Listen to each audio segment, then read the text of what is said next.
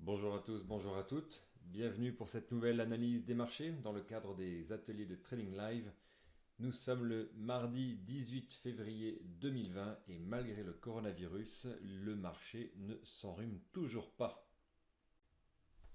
Si on regarde du coup sur le marché américain, l'indice du S&P 500, je vous ai enlevé plusieurs lignes, mais en gardant entre guillemets l'essentiel, à savoir les grandes tendances. Que dire? On est en croissance. On a, malgré toutes les opérations qui viennent de se produire, les généraux iraniens qui se font tuer par drone en Irak, le coronavirus, le début des élections, des campagnes des élections présidentielles américaines, le marché américain insiste, persiste et signe et continue sa croissance sur un élan de l'année 2019 qui était déjà lui-même record. L'année 2020 démarre tambour battant. À peine une correction, le temps de venir s'appuyer sur quelques valeurs médianes. Le marché américain se porte pour l'instant à merveille. Nous sommes entrés à nouveau dans un secteur ici peut-être suracheté, de nouveaux records, de nouveaux plus hauts. Pourquoi pas encore quelques petites corrections saines et naturelles vers les points médians. Mais sans cela, ou en tout cas jusqu'ici, aucun nuage à l'horizon. Si nous regardons du côté de l'actif défensif, l'or, nous observons que l'or est resté pendant un certain temps dans un canal avant de vouloir commencer à présenter des signes de force. Le marché américain d'actions touche des plus hauts et l'or actif défensif par excellence souhaite ici par 3 fois venir tester ses précédents points hauts, portés par une vague haussière, une tendance longue ici. On peut donc imaginer que une petite correction saine et naturelle serait bienvenue. Il ne faudrait pas pour autant que ça devienne une euphorie baissière et une fuite vers les actifs de protection. En tout cas pour le moment, rien, tout va bien Madame la Marquise, rien de grave à l'horizon. Du côté du marché de l'immobilier, petite question, point haut ici, donc octobre 2019, retesté ici en début d'année, fin janvier, et littéralement transpercé à la verticale ces derniers jours. Encore une fois, possible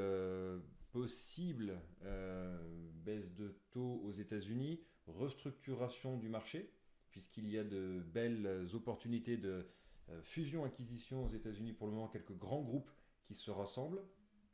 Que dire sinon que le marché américain d'immobilier, également porté par une tendance de fond plutôt haussière, a lui cassé ses points hauts, vraiment, est en train vraiment de marquer de nouveaux records, porté par une belle tendance. Alors on ne peut pas durer à la verticale comme ça très longtemps, 6% en à peine 2 à 3 semaines sur un rythme annuel, c'est juste intenable. Mais pour autant, de la vigueur du côté de l'immobilier, pas vraiment de ralentissement du côté des actions. Donc un actif défensif, l'or en attente.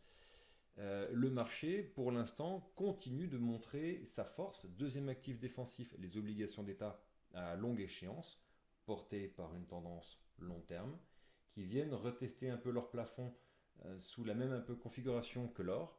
Bon, pas vraiment de nouveaux points hauts pour l'instant, puisque les points hauts ont été testés il y a maintenant 5 6 mois. Mais pareil, donc un attentisme des actifs défensifs plutôt bien porté. Et les actifs exposés, qu'on va appeler plutôt agressifs, les actions, l'immobilier, qui eux mènent une petite course à la hausse au plus haut.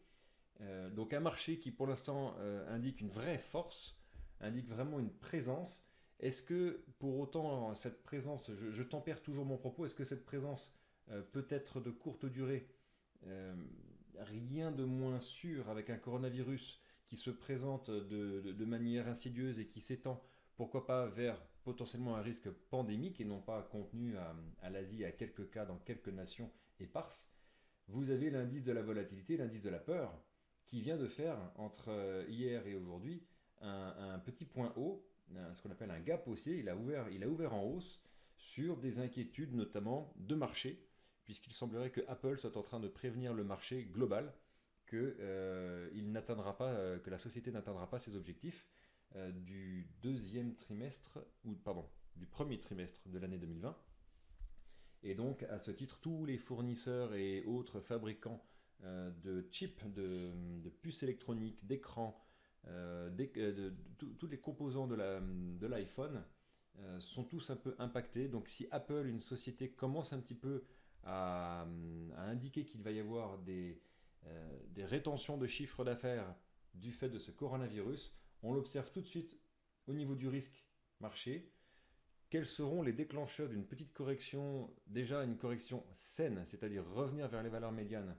Quels seront les déclencheurs? Un coronavirus? Pourquoi pas? Ça semblerait un scénario assez plausible.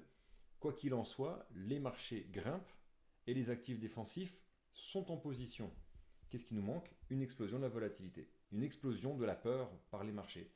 Pour l'instant, nous sommes revenus vraiment sur les points pivots de cet indicateur de la peur, c'est-à-dire que là, nous ne sommes plus dans les points bas, nous sommes loin des points hauts, mais il est possible que la peur se réveille un petit peu ces jours-ci. Au niveau des devises, autre impact clair et net, nous avons toujours gardé cette tendance longue sur l'euro-dollar qui vient chapeauter et qui a servi de chapeau ici, vous le voyez très bien. Le chapeau a été testé, légèrement transpercé, retesté pour s'écrouler. C'est-à-dire que le chapeau a complètement joué son rôle, cette résistance long terme a joué son rôle. Et là, c'est un effondrement de la parité euro-dollar. L'euro plonge, le dollar est fort. Le dollar est une valeur pour l'instant refuge qui affiche des taux d'emprunt monétaire positifs. Contrairement à un symptôme européen, et il y a bien d'autres pays encore également, mais en tout cas inconnus aux États-Unis pour l'instant, pour le moment, à savoir des taux d'emprunt d'État négatifs. Donc le dollar affiche de la performance, de la solidité, donc l'euro s'écroule face au dollar. Si on prend le point haut, l'euro-dollar a perdu quasiment 4% depuis ses précédents petits points hauts de fin d'année, de Noël, du Nouvel An même d'ailleurs, le 31-12 ici.